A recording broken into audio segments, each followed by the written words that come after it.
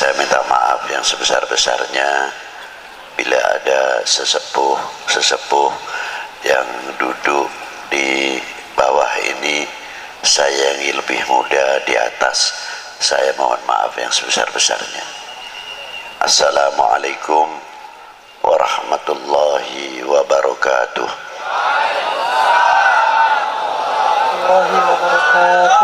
Alhamdulillahil awwalu bila ibtida wal akhiru bila intiha, jami'us sifatil ulya wal izzati wal kibriya, wassalatu wassalamu ala imami ahli sofai wal wafa, qutbil anbiya wal awliya, sayyidina wa maulana Muhammadin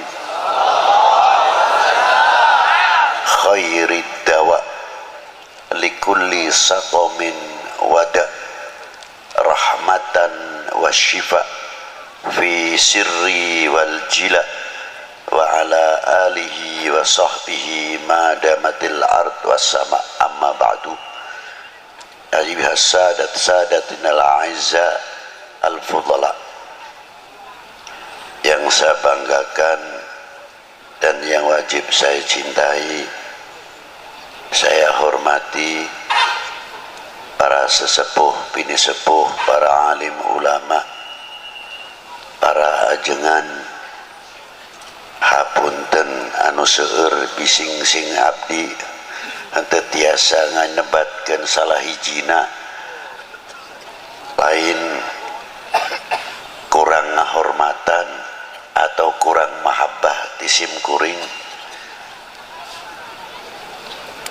Yang saya hormati Bapak Kapolda Banten, Bapak Wakapolda Banten, jajaran Kapolres, dan yang saya hormati Bapak Danrem. Danrem berapa Pak? 064, beserta para bapak-bapak dandim, dan yang saya hormati Bapak Ketua MUI, DPRD, tokoh-tokoh masyarakat, tokoh-tokoh agama, dan yang saya hormati bapak-bapak dari instansi pemerintahan, sipil, TNI, Polri, yang selalu kami banggakan, bapak-bapak Muspika, Pak Camat, Pak Danramil, Pak Kapolsek beserta jajarannya, bapak-bapak Bupati, maaf, Wakil Bupati atau yang mewakilinya, panitia penyelenggara dalam rangka Banten bersalawat, hadirin wal hadirat rahimakumullah. Saya tuh sebetulnya sudah aras-arasen cek Sunda mameureun hati teh teu geunah bade dongkap ke Banten. Punten wae bising Sundana kasar sebab abdi teh urang Pekalongan. Jadi bising aya nu salah-salah nyahampun tenawe ka abdi. Ulah kirang-kirang. Para bapak, para ibu, karena apa? Tidak apa-apa, karena saya fisiknya itu kurang baik. Tapi mendadak saya takut kalau dimarahi oleh Maulana Hasanuddin Banten. Takut kalau dimarahi Maulana Yusuf, lebih-lebih ayahnya Maulana Hasanuddin Banten, Qutbil Aqtab, Sayyidi Syekh Maulana Syarif Hidayatullah. Maka saya memohon dengan Allah, tawasul kepada beliau. Alhamdulillah, saya habis sholat Jum'ah jam 2, maghrib lebih sedikit jam 6:15 sudah masuk ke Cilegon. Itu diantara karomah para sesepuh-sesepuh di Banten ini. Ma'asyiral muslimina wa rahimakumullah. Apa sih sebenarnya sholawat itu? Kalau orang baca sholawat sudah banyak yang mengerti. Mungkin sholawat nariyahan, mungkin sholawat munjiat, dan sholawat-sholawat yang lain. Sholawat dengan ayatnya yang sangat terkenal, sangat populer. Innallaha wa malaikatahu yusholluna 'alan nabi. Ya ayyuhalladzina amanu shollu 'alaihi wa sallimu taslima. Ditafsirkan oleh Ibnu Hajar Qadil Iyad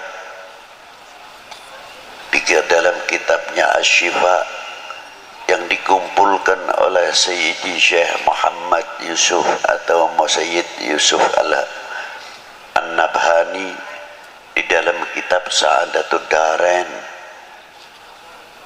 diterangkan oleh Ibnu Hajar Al-Haytami Al-Asqalani dan Syekhul Islam Imamun As-Subki dan Abu Bakar Jalaluddin As-Suyuti, tokoh-tokoh yang sangat ma'ruf, menafsirkan innallaha wa malaikatahu yusholluna 'alan nabi. Salawatnya Allah kepada baginda Nabi khususiyah. Berbeda salawatnya Allah Ta'ala yang diberikan kepada nabi-nabi terdahulu sebelum Nabi kita Sayyidina Maulana Muhammad sallallahu alaihi wasallam. Kalau sholawat yang diberikan kepada para anbiya rahmatan mutlak, tapi yang diberikan kepada baginda Nabi maknanya salatullahu alaihi sallallahu alaihi wasallam salatan rahmatan makrunatan bita'zim. Berbeda sekali. Salawatnya Allah Ta'ala yang diberikan kepada baginda Nabi mengagungkan satu kehormatan yang luar biasa diberikan kepada baginda Nabi sallallahu alaihi wasallam. Lautan rahmat yang tiada bertepian, rahmat yang sangat luar biasa, tapi tidak mungkin orang itu akan menggapai rahmat Allah Ta'ala yang diberikan kepada baginda Nabi tanpa ada pancingnya, syaratnya. Syaratnya apa? Dengan sholawat lagi. Jadi kalau kita membaca selawat kepada baginda Nabi, yang untung itu bukan baginda Nabi, yang untung sebetulnya kita. Itu diantaranya. Jadi jangan bangga, jangan salah faham seolah-olah kita bisa mendoakan baginda Nabi. Tidak, dengan salawat itu justru mendapatkan doa baginda Nabi Sallallahu Alaihi Wasallam. Buktinya apa? Di makam baginda Nabi Sallallahu Alaihi Wasallam itu ada satu malaikat ila yaumil qiyamah yang menunggu makamnya Rasulullah, setiap hari menerima sholawatnya umatnya, disampaikan kepada Rasulullah. Yang hebat itu tidak pribadinya saja. Malaikat cara menyampaikan kepada baginda Nabi disebutkan orang tuanya. Ini sholawatnya Fulan bin Fulan ya Rasulullah kepadamu. Jadi kalau kita ini mengangkat sholawat, walaupun yang bersalawat itu anak sendirian atau orang tua aliasnya mengangkat kedua orang tuanya di hadapan baginda Nabi sallallahu alaihi wasallam dan mendapatkan rahmat. Yang mendapatkan rahmat bukan si pembaca salawat saja, tapi kedua orang tuanya, karena disebut oleh malaikat tadi salawatnya fulan bin fulan ya Rasulullah. Kelihatannya sepele. Ma'asyiral muslimin rahimakumullah, takdimnya Allah subhanahu wa ta'ala makrunatan bita'dim, ada satu kandungan nilai-nilai akhlak yang luar biasa. Di antaranya apa? Allah ta'ala memberikan satu contoh nilai akhlak, nilai adab. Karena tadi makrunatan bita'dim, apa di antaranya? La taj'al du'a ar-rasul bainakum kadu'a ba'dukum ba'da. Jangan engkau memanggil kepada kekasihku ini sebagaimana engkau memanggil sesamamu. Allah Ta'ala tidak pernah memanggil dengan kalimat nida ya Muhammad atau ya Ahmad. Tidak ada itu. Coba dari mulai Bismillahirrahmanirrahim, Alif Lam Mim sampai kepada Qul a'udzu birabbin nas, tidak ada kalimat nida ya Muhammad atau ya Ahmad. Ada khobar wa ma Muhammadun illa rasul, begitupun pangkatnya Rasulullah di bawah illa rasul.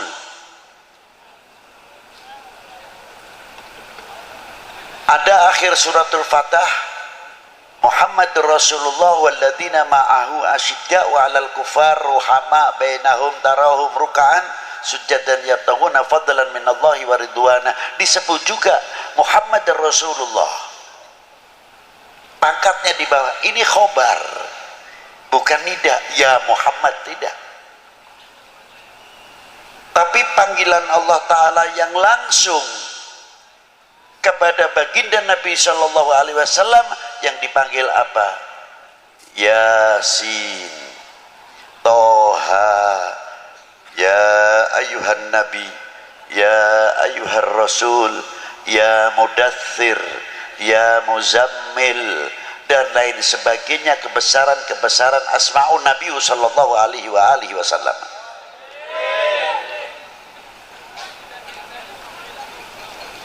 Itu diantaranya.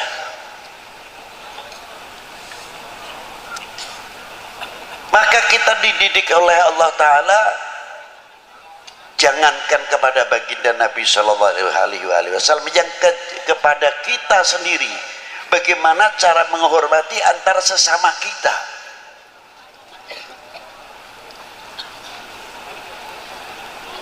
Ada bapak kepala desa, kita tahu namanya si A, umurnya jauh lebih tua saya, tapi beliau sudah mendapatkan kepercayaan oleh orang sedesa menjadi bapak kepala desa.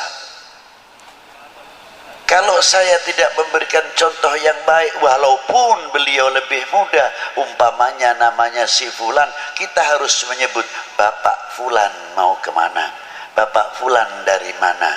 Inilah nilai-nilai akhlak. Kalau sudah kita saling menghormati, orang awam akan bertanya, akan berbicara, tuh ajengan yang begitu sepuh saja, tuh Habib yang begitu sepuh saja menghormati kepada kepala desanya, padahal kepala desanya pantasnya anaknya, tapi begitu hormatnya. Inilah meningkatkan kewibawaan daripada nama desa itu sendiri. Tapi kalau kita sudah memanggilnya, Fulan mau ke mana, Fulan badai ke mana, atau badai tindak pundi, apa ngendi, dan sebagainya, secara tidak langsung menjatuhkan kewibawaan pimpinan-pimpinan yang ada di dalam desa itu, walaupun dalam sekup yang kecil. Itu hebatnya.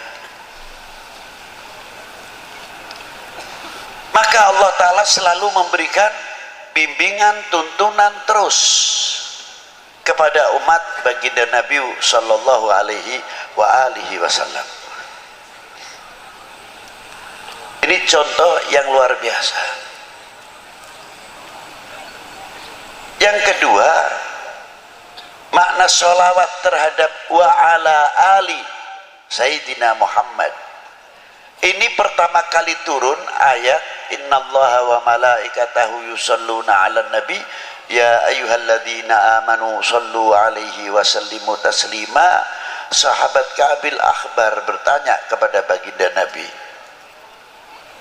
kaifa nusalli 'alaika ya Rasulullah. Hebatnya sang penanya, tidak menggunakan memunculkan ego atau akuisme, menggunakan kalimah nahnu. Kaifa nusalli, bukan kaifa usalli alaika ya Rasulullah, tidak. Kalau begitu para sahabat alim juga. Satu kalimah jamak menunjukkan akhlak wal adab. Kalau bahasa Jawa panjenengan, panjenengan dalam. Halusnya kalau dalam bahasa Arab selain antum, samahatikum, saadatikum, itu kromo inggil, bahasa yang tinggi. Ila hadratis samahat fulan syekhona wa ustadina Sayyidi Syekh fulan bin fulan. Itu diantaranya. Nah, kita dipanggil seumpamanya ketemu dengan teman-teman, antum dari mana? Bukan ente sing ngentiin ki, bukan, tapi antum dari mana? Ini halus. Kalimah panggilan antum akan berdampak yang hebat kepada ikhwanuna wa asgharina, kepada anak-anak, sebab menggunakan kalimah antum. Yang kedua, menggunakan kalimah nahnu mutawadhi'an, untuk menunjukkan ketawaduan. Seseorang tidak pernah menggunakan ana. Ana ini bisa digunakan tertentu, tapi kalau ahlil akhlak wal adab bahkan menyebutkan al-faqir indallah, bukan indanas. Sebab ada menggunakan kalimah al-faqir bisa untuk mengundang pangkat alim. Sebabnya apa? Rata-rata orang alim biasanya menyebutkan dirinya al-faqir. Maka dari itu supaya saya dipanggil alim, maka menyebut diri saya al-faqir supaya dipanggil alim. Nah itulah, itu kita ketipu dengan dirinya sendiri. Padahal yang dimaksud di sini al-faqir indallah. Al-faqir indallah. Itulah sahabat Ka'ab dengan rendah dirinya di hadapan sang maha guru, ialah baginda Nabi sallallahu alaihi wasallam. Kaifa nusalli alaika ya Rasulullah. Mengapa menggunakan kaifah alaika bukan alaikum? Di sini menggunakan mukhatab istikhdhariyah. Seperti pada waktu kita sholat, at-tahiyyatul mubarakatus salawatut thayyibatu lillah. Assalamu alaika, ketika mengucapkan assalamu alaika seolah-olah kita berhadapan dengan baginda Nabi sallallahu alaihi wasallam. Ini disebut mukhatab istikhdhariyah. Kalau orang sudah terlatih dengan istikhdhariyah al-mukhatab, lama-lama karena kita sering menghadap kepada Rasulullah, kita akan merasa dilihat oleh Rasulullah SAW, dan kita akan banyak bercermin kepada baginda Nabi SAW. Bercermin tutur kata kita, bercermin pandangan kita, bercermin wawasan kita, jauh bercermin telinga kita sampai mata, telinga, mulut, sebagaimana kita menghasilkan karya wudhu. Karya wudhu yang telah melahirkan dan menyentuh, mencapai batiniah. Wudhunya bukan untuk zahiriyah saja.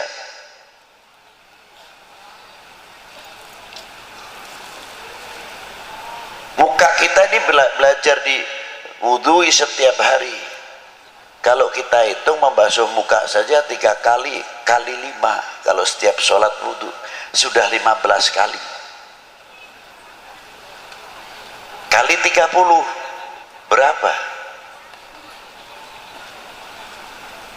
Berarti sudah 450 cuci muka dengan air wudhu. Sudahkah menyentuh batiniah kita atau belum? Kalau wudhu kita menyentuh batiniah kita, akan menghilangkan akuisme.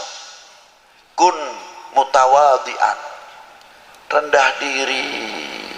Semakin bercahaya mukanya, min athari nuril wudhu, sebab setiap orang membasuh mukanya keluarlah dosanya, kata Nabi sallallahu alaihi wasallam, min fadailil wudhu. Apalagi setiap habis wudhu salat syukral wudhu, dan banyak orang ingin rezekinya banyak, jangan tinggal wudhu, mudawamatil wudhu. Insya Allah itu urusan rezeki luar biasa. Mangkana mudawamatil wudhu. Nah, itu diantaranya. Apa yang diwudhui diantara kita? Ya mata kita, mulut kita. Berarti selalu setiap hari kita sucikan mata kita, mulut kita. Kalau sudah menyentuh batiniah kita, pasti mata kita akan mempunyai pandangan dan wawasan yang jauh dalam segi ilmu dan lain-lainnya. Segi ilmu, segi agama, sampai kepada wawasan kebangsaan, wawasan kita itu jauh. Satu contoh. Dan yang kedua, akan menutup aib. Siapa? Min ikhwanunal mu'minin wal mu'minat wal muslimin wal muslimat, akan menutupi cacatnya, kekurangannya saudara kita mukminin wal muslimat, dan saudara kita sebangsa setanah air. Karena di Indonesia itu ada dua persaudaraan, yang satu saudara kami seagama, sebangsa, setanah air. Yang kedua saudara kami sebangsa, setanah air. Itu persaudaraan. Itu yang harus kita jaga, keutuhannya dan sebagainya. Ini dua. Mestinya kita pandai-pandai menutupi. Bukan berarti kita mendiamkan kejelekan atau keburukan, kesalahan, tidak. Kita nasihati sendiri. Jangan sampai orang lain, bangsa lain bertepuk untuk kita, karena kita membuka kekurangan-kekurangan apa yang ada dalam umat ini atau dalam bangsa ini. Di mata ini tugasnya. Yang kedua, telinga mempunyai filter, bisa memisahkan mana yang akan menjadikan pecah belahnya umat ini dan pecah belahnya bangsa, pecah belahnya keluarga, pecah belahnya tetangga, pecah belahnya kampung. Kalau ada berita-berita yang akan mengakibatkan kita berseberangan, saudara terkadang sekandung atau saling atau sesama tetangga, tapi telinga ini sudah mempunyai filter yang selalu bercermin kepada baginda Nabi SAW. Dengan air wudhu tersebut akan bisa menepis hal-hal yang berakibat perpecahan antar sesama kita. Itu telinga tugasnya kalau diwudhui. Tutur kata kita juga bagian yang diwudui pasti insya Allah akan banyak meniru bagaimana tutur kata baginda Nabi Sallallahu Alaihi Wasallam. Satu contoh aja yang ringan Pak, kalau kita makan saking asyiknya, biasanya satu butir nasi itu ada yang ketinggalan di sini atau di jampangnya atau di mana nih kumisnya. Sudah cuci tangan, terkadang kita tidak sadar, kita melihat, ya Allah, itu orang tua lagi, itu nasinya ada satu butir yang di sini. Kalau kita langsung menegur, tersinggung, Pak, itu ada nasinya gimana? Malu paling tidak. Segi nilai akhlak kurang baik. Walaupun toh itu benar, tapi orang yang pakai diplomasi, Pak, Bapak tadi punya peliharaan kambing adalah salah satu yang belum dimasukkan Pak. Ini orangnya cerdas. Iya belum, baru sambil begini sambil masukkan satu butir nasi itu tadi. Alhamdulillah sekarang sudah aman saya masukkan. Akhlak luar biasa. Di antaranya lagi orang menutupi aib saudara kita. Ada seorang perempuan tinggi besar, masuk ke rumahnya Khatimul Asam, entah itu waing, entah itu keberatan badannya, naik ke tingkatan rumah, dari beratnya bawah ikut bicara, prot gitu, kentut istilahnya. Ini perempuan malunya luar biasa, terus sipu-sipu, pucat dari rasa malunya. Khatimul Asam kebetulan di situ sambil baca kitab asyik. Akhirnya, Assalamualaikum. Khatimul Asam tidak menjawab, pura-pura nggak dengar. Maka disebut Asam itu tuli. Karena apa? Karena itu menutupi aib perempuan itu tadi. Sampai Assalamualaikum enggak. Setelah kitabnya dibunyikan keras Assalamualaikum, baru Waalaikumsalam gitu. Perempuan itu terus sadar, Alhamdulillah saya keras bersuara, beliau baru dengar. Berarti saya tadi kentut itu beliau tidak dengar saya. Alhamdulillah, lega hatinya. Jam itu Allah Ta'ala membuka pintu rahmatnya. Khatimul Asam diangkat oleh Allah Ta'ala menjadi walinya, sebab menutupi aib saudara mukmin kita. Itu asal usul terkenal Khatimul Asam. Ma'asyiral muslimin rahimakumullah. Dan selanjutnya sampai tangan yang diwudui, kaki yang diwudui. Kalau umat Islam benar-benar tangan yang sudah suci ini, ya maaf saja, tangan yang sudah bersih, menjalankan sholat 5 waktunya baik, tutur katanya baik, mukanya tabassum baik, dan lain sebagainya. Mungkin tangan yang bersih ini tidak mau kalau diajak korupsi. Sebabnya apa? Setiap hari sudah dibersihkan. Tapi karena kurang mendalami babul wudhu sama babul sholat, ya terkadang terpaksa menjadi oknum karena tidak tahu cara athar min atharil wudhu itu tadi. Nah, sahabat Ka'ab tersebut kita kembalikan kepada beliau dengan kalimah nahnu. Rasulullah menjawabnya apa? Ulu Allahumma salli ala Muhammad wa ali Muhammad. Jawabnya, pertanyaannya nusolli alaika, yang menjawab ulu. Karena ada apa? Apakah itu Rasulullah karena berdasarkan pertanyaannya Kabil Ahbar? Tidak. Berdasarkannya ayat juga, kalimahnya jamak. Ya ayyuhalladzina amanu sallu, maka Rasulullah di sini menjawabnya ulu. Sahabat Ka'ab pun tahu karena perintahnya Allah, ya ayyuhalladzina amanu sallu alaihi wasallimu taslima, maka kaifa nusalli alaika. Itu hebatnya antara sahabat dengan baginda Nabi sallallahu alaihi wasallam. Komunikasi yang sangat indah. Ananiyahnya, akuismenya sahabat Ka'ab tidak ada. Rasulullah pun memberikan contoh. Pada waktu kaifa nusalli alaika ya Rasulullah, Rasulullah berdiam, tidak langsung menjawab. Diam dulu. Setelah berapa saat Rasulullah membacakan salawatnya, Allahumma salli ala Muhammad wa ala ali Muhammad kama sallaita ala Ibrahim wa ala ali Ibrahim. Tidak menggunakan Sayyidina. Sahabat Ka'ab sebagai murid sedang dituntun, dibimbing oleh sang guru apa adanya. Rasulullah memberikan satu contoh, Allahumma salli ala Muhammad, murid pun mengikuti Allahumma salli ala. Tapi ketika keluar, sahabat Ka'ab tetap menggunakan kalafdu siyadah bidalil ana sayyidi waladi Adam.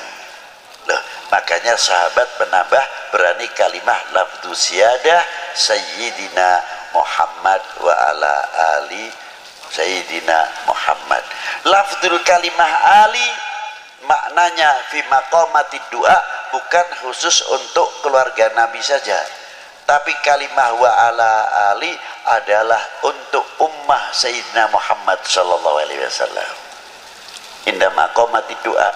Jadi kalau kita membacakan salawat, kita terkait dengan al-mu'min akhul mu'min, khususnya al-muslim akhul muslim. Allahumma salli ala Sayyidina Muhammad, Allahumma salli ala Sayyidina Muhammad. Mungkin yang di Pekalongan, yang di Jawa Timur jauh mendapatkan semuanya ini. Sana yang sedang membacakan salawat, kita pun mendapatkan, bukan di sini saja, bahkan fil alam mendapatkan, masuk fi maqamati doa Allahumma salli ala Sayyidina Muhammad wa ala ali Sayyidina Muhammad. Jadi salawat itu tali silaturahmi kepada Nabi, tali silaturahmi kepada keluarga Nabi, tali silaturahmi ma bainal akhwainil ummah wal ummah, al mu'min wal mu'minah wal muslim wal muslimah. Di sini masih terkait dalam as-salah. Makanya saya kagum sekali kok ada Banten bersolawat. Saya tidak heran, itu luar biasa. Karena apa saya tidak heran? Banten cukup mempunyai sejarah yang kaya. Saya tidak kepura-kepuraan. Saya ngangkat tidak. Kakek saya asli dari Banten. Kiai Hasan Qudsi itu asli Banten. Bin Muhyiddin, bin Kiai Muhyiddin, itu kakek saya. Yang meninggal di Indramayu, saya punya hababah Sayyidah Marinah, Ratu Marinah. Jadi saya kesini itu istilahnya sedikit pulang kandang. Di mana napak tilas saya punya datuk-datuk, termasuk anak saya Zainal Abidin. Ma'asyiral muslimina rahimakumullah, mulai Maulana Syarif Hidayatullah dan beberapa saudara-saudara pada waktu itu minal ulama wal arifin yang ada di mana Wali Sembilan ini. Saya kalau ditanya, Habib, keistimewaannya ziarah Wali Sembilan apa? Saya cuma oleh-olehnya satu, Pak, malu. Loh, kenapa malu? Iya, malu, benar-benar malu. Di antaranya, apa tidak mengambil barokah? Lekaromah terlalu tinggi. Kalau soal itu, saya cukup saja dapat ilmu, malu itu sudah luar biasa. Apa di antaranya kok malu? Saya di Sunan Ampel, para bapak, para ibu, makamnya di tengah desa, masuk Gang-gang di situ Ampel Dento, Ampel Suci, Ampel Gading, dan lain-lainnya. Rata-rata toko-toko yang mahal-mahal di dalam kampung, bukan di pinggir jalan. Ternyata menunggu, menghormat tamunya Kanjeng Sunan Ampel yang satu hari tidak lepas 100 bis, apalagi kalau Jumat Kliwon atau Jumat Legi di sana, ratusan bis yang datang. Jadi saya pikir, ya Allah, Sunan Ampel masih di dalam kubur, masih bisa membuat ekonomi kerakyatan, masih bisa memakmurkan lingkungan. Coba kalau tidak ada Sunan Ampel, mana mungkin orang akan datang? Paling ziarah ke masjid kuno selesai. Setiap hari non-stop. Dan setiap orang yang ziarah ke sana bisa mempersatukan umat. Baca Yasin sendiri, baca Waqiah sendiri, yang satu baca tahlil, yang satu baca salawat. Tidak ada yang intervensi. Kamu jangan selawatan terus, jangan keras-keras bacanya, saya masih baca Yasin. Yang saya Yasin ongko-ongko saja, baca santai, tidak menyalahkan. Coba ditarik kembali ke Maulana Syarif Hidayatullah, separuh muslim, separuh non muslim. Hebat.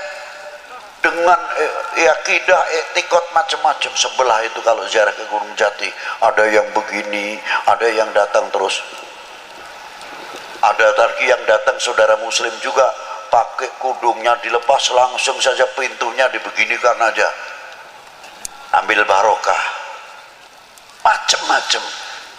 Kata saya, kita datang ke lautan ini, hati kita harus husnudon, tidak boleh suudon. Syarif Hidayatullah itu lautan besar. Begedor pisang artinya pohon pisang yang sudah tidak kepake, kalau dibuang ke sungai larinya juga ke laut. Kotoran apa saja yang masuk sungai larinya semuanya ke laut, diterima semua oleh laut. Tapi tidak pernah laut terkotori luar biasa dengan limbah-limbah yang ada dalam sungai-sungai, lebih-lebih kalau musim hujan, banjir atau caah. Per detik itu berapa juta kubik masuk ke laut. Tidak bisa dihitung, ini detikan para bapak, para ibu. Dengan membawa limbahnya, semua limbah yang masuk ke lautan ots, minggir semua, ditepis oleh gelombang-gelombangnya, tidak mampu mengotori. Yang kedua, hebatnya lagi apa? Yang per detik sekian juta atau miliar kubik masuk ke lautan, dan berapa anak sungai yang besar, dan sungai yang besar, anak sungai yang ada di Jawa ini semua rata-rata sebagian besar masuknya ke Pantura, Laut Utara. Saya belum pernah mendengar air laut menjadi tawar karena musim banjir kalah air asinnya, tidak. Sudah pernah dengar itu? Belum. Berarti kalau kita pikir akal yang sehat, laut mempunyai harga diri, laut mempunyai jati diri, laut mempunyai kehormatan diri. Bagaimana kalau Indonesia ini, bangsa Indonesia meniru laut, tidak kalah dengan laut, mempunyai jati diri, kehormatan diri, kehormatan diri, jati diri bangsa, luar biasa. Allahu Akbar. Sallu ala Nabi. Jangan kalah dengan lautan, malu-maluin. Yang hebat lagi ikannya yang ada dalam laut. Meser ikan asin. Pantasnya yang hidup di daerah asin mestinya tidak usah dikasih garam lagi, sudah dijemur asin langsung, karena hidupnya di daerah asin, wilayah yang asin, tidak digaremin. Yang mau dimasak tetap digaremin, kalau tidak digaremin tetap tawar. Jadi saya pikir ikan pun di dalam laut bisa bermain dengan air asin, tapi tidak mempunyai intervensi terhadap asin. Asin pun tidak mempunyai intervensi terhadap ikan. Hidup berdampingan, damai, aman, tentram, pantas karena rahmatnya Allah Ta'ala turun. Allahu Akbar. Sallu ala Nabi. Itulah luar biasanya, saya kagum sekali. Tapi biasanya kalau kita lihat laut itu asiknya ikannya besar-besar, lihat kapalnya tidak sampai nerobos. Nah, ini kita belajar, berusaha memahami apa yang ada di dalam laut. Ya itu tadi. Aulia itu begitu. Jangan yang lihat datang ke Maulana Syarif Hidayatullah, sudah ini lautannya Allah Ta'ala, sudah kamu kita mau lihat lautannya atau lihat bangkainya atau lihat begedornya atau lihat sampahnya, lihat Maulana Syarif Hidayatullahnya, selesai. Harusnya begitu. Satu rombongan terkadang datang satu bis dengan bis Jawa Timur, Jawa Barat, terkadang dari luar Jawa dengan gaya tahlilnya yang macam-macam.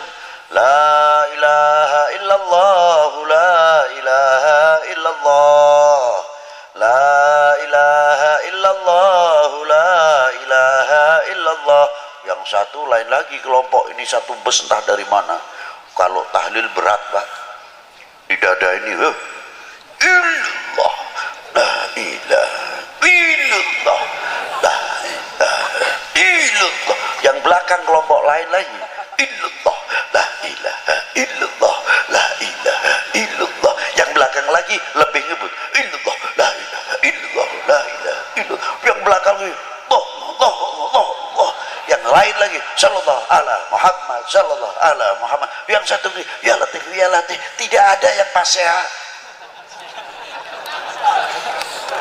tidak ada yang tukaran. Berarti orang mati masih bisa mempersatukan umat, orang mati masih bisa mempersatukan bangsa, orang mati masih bisa memberikan tuntunan, bukan tontonan.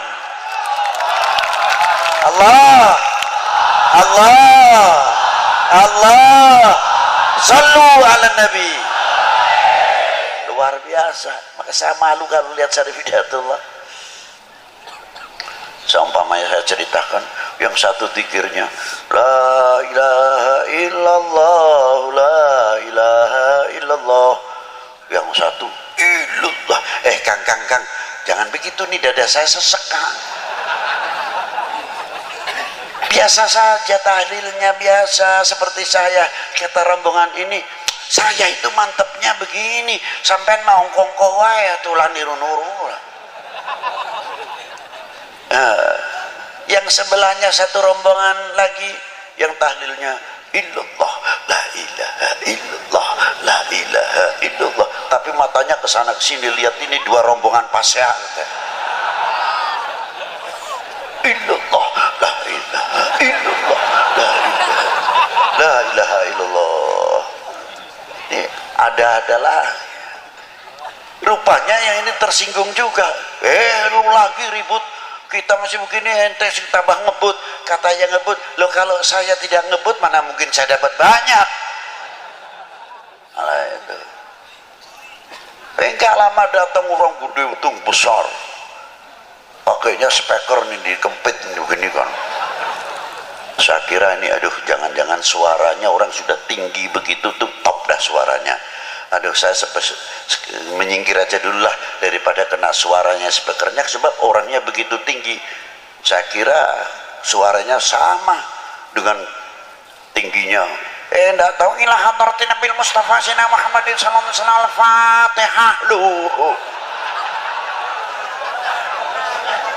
ada lagi ini namanya pengalaman ziarah di Maulana Syarif Hidayatullah, dan di mana-mana asik juga saya pikir gitu.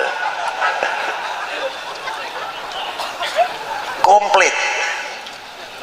Subhanallah, di lingkungannya pasaran, ekonomi kerakyatan terbangun. Maka saya bertanya, saya pernah berbuat apa untuk umat ini? Saya pernah berbuat apa untuk umat ini? Saya telah mengisi apa tinggalan Rasulullah Sallallahu Alaihi Wasallam? Beliau luar biasa, Maulana Syarif Hidayatullah, wali ibnul wali wa ibnul wali ibnul wali. Sibtun Nabi SAW, Maulana Syarif Hidayatullah bin Imaduddin Abdullah bin Ali Nurul Alam bin Jamaluddin Hussein bin Ahmad Syah Jalal bin Abdullah Utmat Khan bin Amir Abdul Malik bin Alwi bin Malfaqi bin Muhammad Saib Marbat bin Ali Khalid Qasam bin Alwi bin Muhammad bin Alwi bin Ubaidillah bin Ahmad Al-Muhajir bin Isa An-Nagi bin Muhammad An-Nagi bin Ali Al-Uraidi bin Ja'far Sadiq bin Muhammad Al-Baqir bin Ali Zainal Abidin bin Husain Sibti bin Ali bin Abi Thalib wa bin Fatimah Zahra Al-Batul binti Rasulillah sallallahu alaihi wasallam Rasul. Faqala Nabi sallallahu alaihi wasallam, ahli baiti kama tali safinatin Nuh, anak cucuku bagikan perahunya Nabi Allah Nuh. Alhamdulillah, Banten mempunyai safinatun Nuh. Man rokibaha najah, barang siapa menaikinya selamat.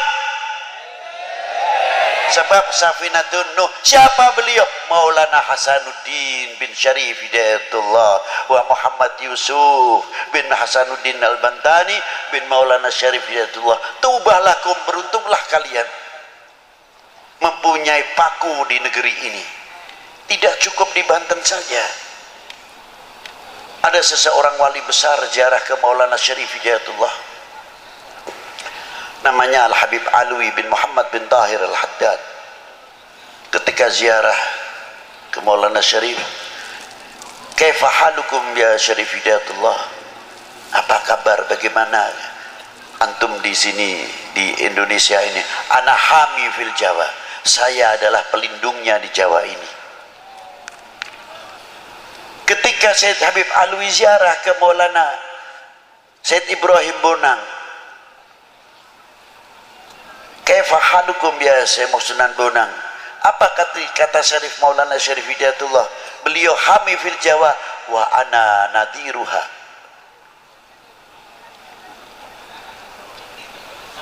Direksinya artinya. Ketika ziarah ke Maulana Hashim Sunan Derajat, apa kata kakakku, adikku Maulana Ibrahim dan Syarif Hidayatullah? Beliau nadiruha wa hamiha, dijawab oleh Maulana Hashim Sunan Derajat, ana harisuha. Indonesia insyaallah selagi ada 3 orang ini insyaallah payung rahmatnya Allah Ta'ala luar biasa. Beruntunglah kami semua khususnya, dan beruntunglah kalian yang fil Banten ini. Semoga dengan sholawat Nabi itu tadi menjadi mercusuar dan yang luar biasa, kita menjadi contoh penyejuk, kita menjadi contoh perekat sebagaimana yang dicontohi oleh Maulana Hasanuddin Banten. Mungkin kalau kita mencontoh Syarif Hidayatullah terlalu jauh, kita contoh Maulana Hasanuddin Banten. Begitu hebatnya. Dulu kalau kecil saya ziarah ke beliau masih kurang ramai, sepi. Sekarang sudah orang ziarah luar biasa, ramainya luar biasa. Ya Allah, kapan aku ini mendapat kotroh sedikit sajalah dari Maulana Hasanuddin, bisa memberikan satu contoh yang luar biasa. Bagaimana hidup beliau pada waktu perjuangan mempertahankan Malaka dari pertahanan Portugis. Bagaimana anaknya Sultan Abdul Fattah Adipati Yunus mengirimkan pasukannya untuk mempertahankan Indonesia daripada serangan Portugis yang sudah menduduki Malaka dan lain sebagainya. Beliau itulah dermawan, murah senyum, basyasyah seperti kakeknya baginda Nabi SAW. Sampai mati pun masih bisa memikirkan ummah, masih bisa sebab memberi makan yang hidup. Luar biasa. Kita ketinggalan dengan para wali-wali 9 khususnya.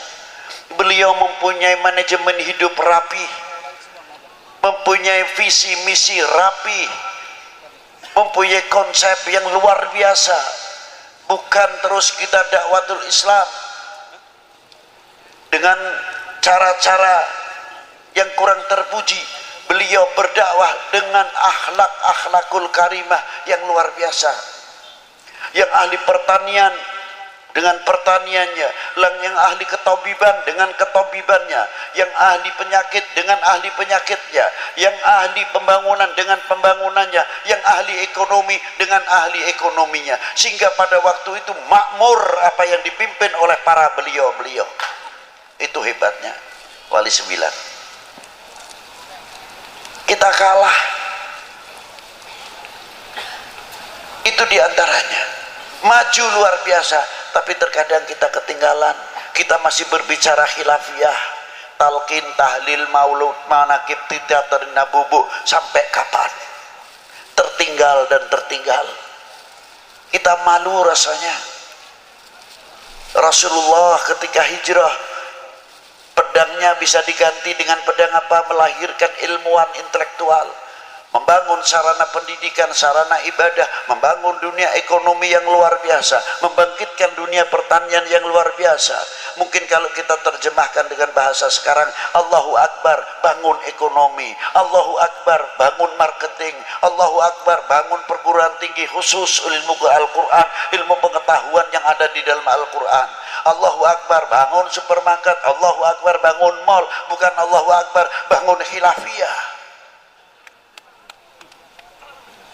Dari sini ke sana, dari sana ke sini, talqin, tahlil, maulud, manakib, terus begitu dan begitu, tidak ada habisnya. Yang satu membid'ahkan, yang satu menjawab, yang dan lain sebagainya. Sedangkan bangsa lain membuat senjata yang hebat, membuat nuklir yang hebat, pesawat tempur yang hebat, pesawat-pesawat ataupun kapal-kapalnya yang luar biasa, canggih-canggih luar biasa. Kita tertinggal. Betul? Betul enggak? Tinggal. Belum pesawatnya untuk jamaah haji, yang bikin siapa? Ketinggalan lagi. Ilmu IT, antropolognya, astronominya, elektronya, ketinggalan semuanya. Obat-obatan sampai alat-alat kedokteran, siapa yang bikin? Kita ketinggalan juga. Yang bahas khilafiyah terus, sampai kefanatikan kita hampir pudar. Maaf, jangan tersinggung, maaf Bu, jangan marah ya, saya ngomong-ngomong seadanya aja.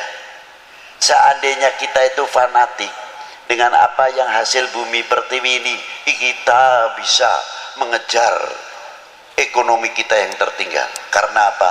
Hasil karya bumi pertiwi kita terangkat namanya. Ayo bareng-bareng dirubah supaya kita dapat nama. Kira-kiranya mau nggak? Dapat nama lo ini. Pasaran kita supaya baik. Dirubah, jambunya jambu Indonesia, jambunya jambu Banten, jambu Pandeglang, jambu Serang. Keluarkan kualitas yang luar biasa. Nanamnya di Indonesia, apa di Indonesia, yang dapat nama orang lain jambu Bangkok. Sampai ayamnya bertelur di sini, apa di sini, ayamnya ayam nasib. Kira-kiranya malu nggak? Kira-kiranya tertinggal kita. Duren Bangkok, duren motong. Ayo sedikit-sedikit supaya kita mempunyai kefanatikan terhadap bangsa ini. Jambu Indonesia, duren Indonesia, lele Indonesia. Lagi-lagi Bangkok, boro-boro gulanya masih tetap gula Jawa. Ini kalau sudah Jawa, gula Bangkok mati kutu deh. Ayo bangkitkan kembali supaya ekonomi kita bangkitkan, merasa memiliki handar beni kepada tanah air ini. Insya Allah ekonomi kita akan maju sebagaimana Maulana Hasanuddin saja dikubur masih bisa memberikan kesejahteraan kepada yang hidup, khususnya kepada lingkungannya. Inilah hikmah daripada as-shalah ala Nabi sallallahu alaihi wa alihi wasallam. Ayo bangkitkan kembali intelektual kita, bangun madrasah kita dan lain-lainnya. Semoga dengan barokah para aulia yang ada di negeri ini, kita diberi barokah umurnya, barokah rezekinya, barokah pertaniannya, barokah, lain-lainnya dan lain-lainnya. Dan kita menjadi umat tidak akan memalukan para sesepuh kita. Kita jadi umat tidak akan memalukan para guru kita. Kita menjadi umat tidak akan memalukan kedua orang tua kita di hadapan Allah Subhanahu wa taala. Belajarlah menjadi orang yang mengerti terima kasih kepada kedua orang tua kita. Seandainya gunung yang paling terbesar di sini umpamanya Gunung Krakatau atau Gunung Karang dijadikan emas untuk membalas jasanya kedua orang tua kita dan guru kita, belum apa-apa. Jangan dikira kita sudah begini, anak-anak kita di pesantren, di madrasah asyik, tapi kita berpikir bagaimana nasib orang tua kita di dalam dunia pertanian dan ekonominya. Terkadang jam 3 malam sudah bangun, membawa doplaknya, dia isi sayuran, isi sampel dan lain-lainnya, dibawa ke pasar. Hawanya dingin, yang kalau musim dingin, yang musim hujan, yang musim panas. Demi siapa? Demi anak-anaknya yang di dalam pesantren, yang di dalam madrasah dan lain sebagainya. Mestinya kita malu kepada para beliau. Bagaimana tokoh-tokoh ulama kita terdahulu di dalam menasyru syariah wal Islam, fasilitas masih begitu hebatnya, sulit sekali. Kalau Habib Lutfi lain, dari Pekalongan ke sini pikirannya sudah dapat, terbayang ini amplopnya tebal pak tipis, lain bayangannya. Kalau beliau berdakwah mengeluarkan amplop, berbeda sama saya berdakwah mengharapkan jauh dah itu. Ini untuk saya pribadi, bukan saya mengkritik kepada orang lain. Jauh. Itulah. Maka kiai-kiai ulama-ulama dahulu rata-rata benghar, kaya. Luar biasa. Sebabnya apa? Santrinya banyak tidak bawa ongkos. Digembleng, dibina oleh para ajengan-ajengan kita. Sampai menjadi penerus-penerus ulama-ulama yang luar biasa. Santri-santri yang luar biasa. Dan Banten cukup melahirkan kitabnya yang belum tercetak saja masih 400 kitab lebih taklif dari Kiai Nawawi Al-Bantani. Itu Banten. Belum Syekh Abdul Karim, Mursyidut Tariqah Qadiriyah, dari Syekh Ahmad Khatib Sambas sampai ke atas. Orang yang lalai hatinya, yang kotor, dihias oleh Syekh Abdul Karim. Ala bidzikrillahi tatmainnul qulub. Tariqah itu untuklah pembersih hati. Sebab tempatnya takabur di sini, sebab tempatnya riya di sini, sebab riya tempatnya hasud di sini, dan segala-gala penyakit hati sampai penyakit ghaflah, lalai kepada Allah Subhanahu wa taala, sumbernya dari sini, yang memancar kepada otaknya, matanya, telinganya, sehingga kita menjadi orang yang lalai kepada Allah Subhanahu wa taala. Dibersihkan dengan pelantara Syekh Abdul Karim Al-Bantani melalui tariqah ala bidzikrillah tatmainnul qulub. Dibersihkan itu tarekah, itu gunanya diantaranya membersihkan hati, terutama daripada lalai. Kalau kita sedang mengucapkan la ilaha illallah, merasa didengar, dilihat oleh Allah Ta'ala, merasa diperhatikan oleh baginda Nabi sallallahu alaihi wasallam, artinya kita sambil bercermin la ilaha illallah, selalu kita robitoh kepada guru-guru kita sampai mampu robitoh kepada baginda Nabi sallallahu alaihi wasallam. Kalau kita bisa mengamalkan itu, aman luar biasa. Karena apa? Kita selalu merasa didengar, dilihat oleh Allah Subhanahu wa ta'ala.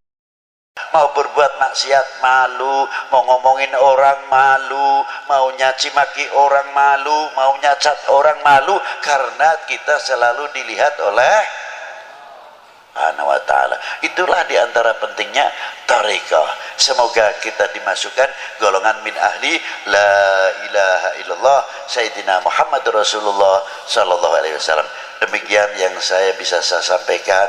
Saya tidak bisa panjang lebar, tapi saya hanya bisa berdoa, semoga majelis ini, saya minta sama Allah Ta'ala, tawasul kepada baginda Nabi SAW, Ya Rasulullah, ini tawasaltu bika, kita mohon kepadamu ya Allah dengan tawasul kepada kekasihmu, semoga majelis ini sampai majelis dunia wa akhirah bisa duduk bersama Rasulullah sallallahu alaihi wasallam. Allahumma, itulah yang bisa saya sampaikan, kurang lebihnya wal afu minkum. Wassalamualaikum warahmatullahi